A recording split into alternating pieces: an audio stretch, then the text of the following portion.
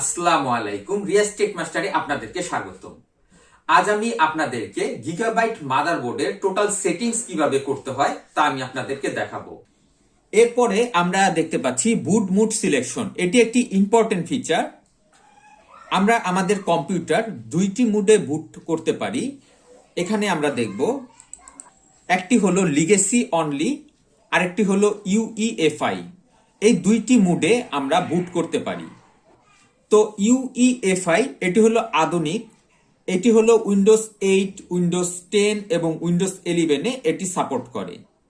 আর লিগেসিটি হলো সবগুলি অপশনেই সাপোর্ট করে, তবে ইউইএফআই এটি খুবই ফাস্ট এবং বুট খুব তাড়াতাড়ি হয়। আমরা যদি অপারেটিং সিস্টেমটি যদি ইউইএফআই এ সেট আপ করি তাহলে ইউইএফআই এ ওপেন হবে, আর আমরা যদি অপারেটিং সিস্টেমটি লিগেসিতে সেট আপ করি তাহলে লিগেসিতে ওপেন হবে। এর পরবর্তীতে আমরা দেখতে পাচ্ছি ল্যান্ড বুট অপশন রোম, এটা ডিজেবল আছে, এটা ডিজেবলই থাকবে।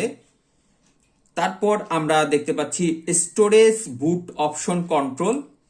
এখান থেকে আমরা যেটা সিলেক্ট করে দিব, এখানে লিগেসি অনলি দেয়া আছে, এটাকে আমরা যদি ইউইএফআই অনলি করে দিতে চাই তাহলে ইউইএফআই অনলি করে দিতে পারি। তো আমাদের এই অপারেটিং সিস্টেমটি লিগেসিতে বুট হচ্ছে, তাই এখানে লিগেসি অনলি সিলেক্ট করা আছে।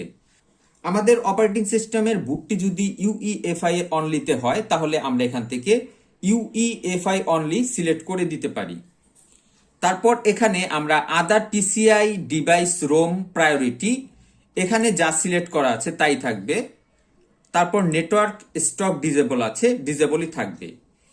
এরপর এখানে আমরা অ্যাডমিনিস্ট্রেটর পাসওয়ার্ড দেখতে পাচ্ছি।